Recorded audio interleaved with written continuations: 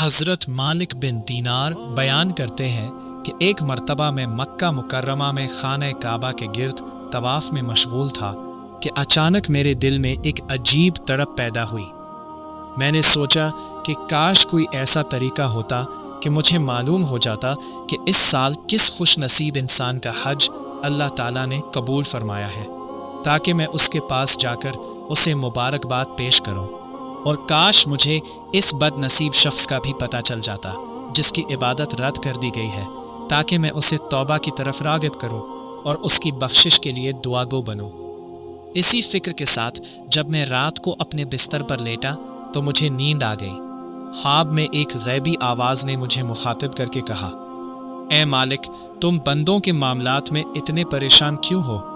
اللہ تعالیٰ اپنے بندوں کے تمام احوال سے خوب واقف ہے۔ اس سال اللہ کی رحمت کا یہ عالم ہے کہ حج کے ارادے سے آنے والے ہر کالے، گورے، امیر اور غریب کا حج قبول کر لیا گیا ہے، سوائے ایک بد نصیب شخص کے، جس کی بد عملی کی وجہ سے پروردگار اس سے سخت ناراض ہے اور اس کا حج اس کے منح پر مار دیا گیا ہے۔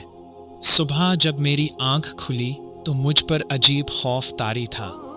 پورا دن اسی پریشانی میں گزرا کہ کہیں وہ بد نصیب شخص میں خود ہی نہ ہو۔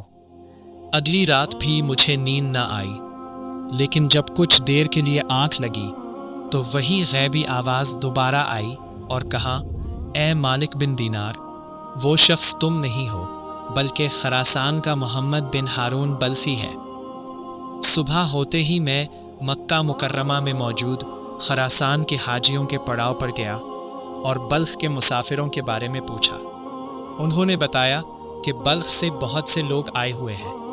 جب میں نے محمد بن ہارون کا نام لیا تو سب ایک زبان ہو کر بولے، اس پرہیزگار، عبادت گزار اور نیک انسان کو کون نہیں جانتا۔ ان کی تعریف سن کر میں حیرت میں ڈوب گیا، کیونکہ خواب میں تو معاملہ اس کے بالکل برعکس بتایا گیا تھا۔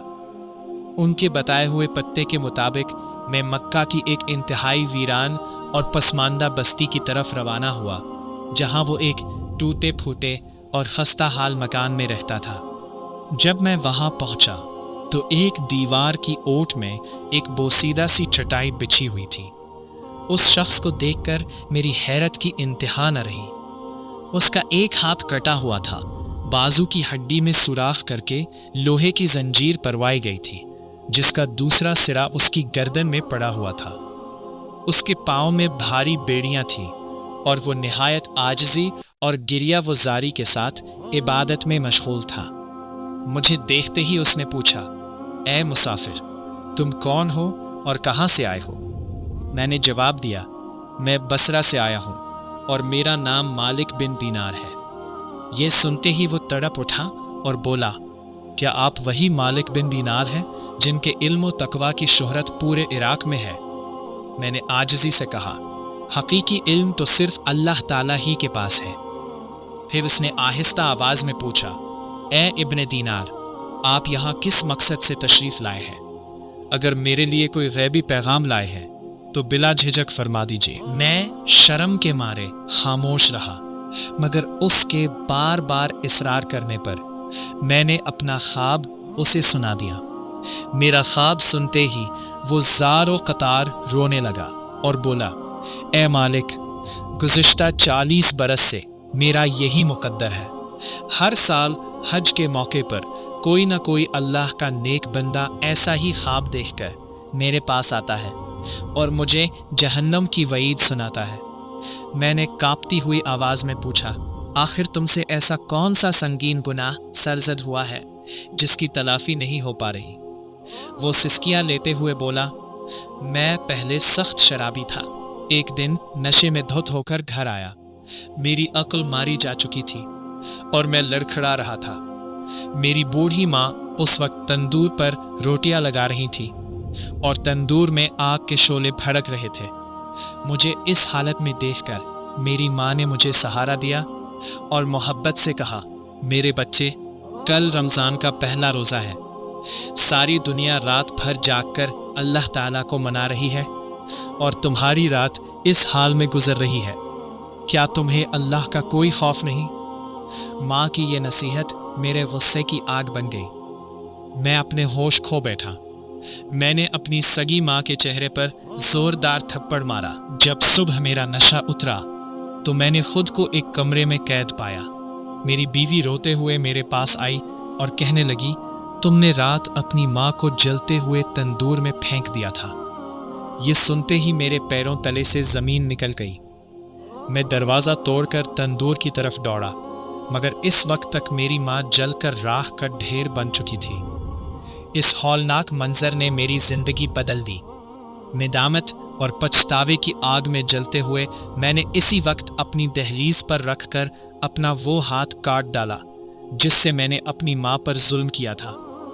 پھر گرم لوہے سے اپنے بازو کی ہڈی میں سوراخ کیا، اس میں زنجیر ڈال کر اس کا دوسرا سرا اپنی گردن میں ڈال لیا اور اپنے پاؤں میں بیڑیاں پہن لیں۔ میرے پاس 8,000 دینار، 26 لونڈیاں اور 23 غلام تھے۔ میں نے اپنا سارا مال اللہ کی راہ میں صدقہ کر دیا اور تمام غلاموں کو آزاد کر دیا۔ اس دن کے بعد 40 سال تک میرا یہی معمول رہا کہ دن بھر روزہ رکھتا، رات بھر اللہ تعالیٰ کے حضور رو رو کر اپنے گناہ کی معافی مانگتا، لیکن ہر سال مجھے یہی غیبی جواب ملتا کہ میری بخشش ابھی نہیں ہوئی۔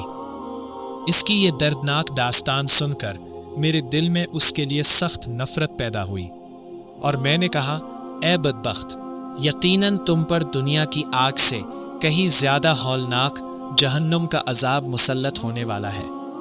یہ کہہ کر میں وہاں سے ہٹ گیا اور ایک جگہ چھپ کر اس کا حال دیکھنے لگا۔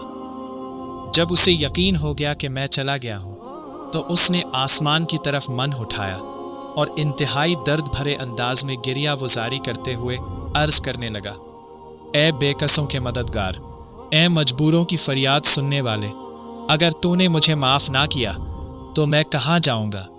میں تیرے سوا کس کے در پر جاؤں؟ اے میرے رب، اپنی رحمت کے صدقے مجھے اس عذاب سے نجات عطا فرما دے۔ میں یہ منظر دیکھ کر گہرے صدمے کے ساتھ واپس اپنی قیام گاہ آ گیا۔ اسی رات مجھے خواب میں حضور سید عالم حضرت محمد مصطفیٰ صلی اللہ علیہ وسلم کی زیارت نصیب ہوئی۔ حضور اکرم صلی اللہ علیہ وسلم نے مجھ سے فرمایا، اے مالک، تم لوگوں کو اللہ کی رحمت سے مایوس کیوں کرتے ہو؟ اللہ تعالیٰ محمد بن ہارون کے حالات اور اس کی 40 سالہ توبہ، گریہ وزاری اور ندامت سے خوب واقف ہے۔ اللہ تعالیٰ نے اس کی توبہ قبول فرما لی ہے۔ صبح اس کے پاس جاؤ اور اسے بتاؤ کہ اگرچہ قیامت کے دن ہر ذرے کا حساب ہوگا، مظلوم کو اس کا حق ملے گا اور اللہ کے قانون کے مطابق قاتل اور شرابی کو جہنم کی آگ کا مزہ چکھنا ہوگا، لیکن اس کے بعد اللہ تعالیٰ اس کی ماں کے دل میں اس کے لیے رحم پیدا فرما دے گا۔ وہ اپنے بیٹے کی بخشش کی دعا کرے گی اور اللہ تعالیٰ اپنی رحمت سے ماں اور بیٹے دونوں کو ہمیشہ کے لیے جنت میں داخل فرما دے گا۔ صبح ہوتے ہی میں دوڑتا ہوا محمد بن ہارون کے پاس پہنچا اور حضور نبی کریم صلی اللہ علیہ وسلم کا یہ مبارک پیغام انہیں سنایا۔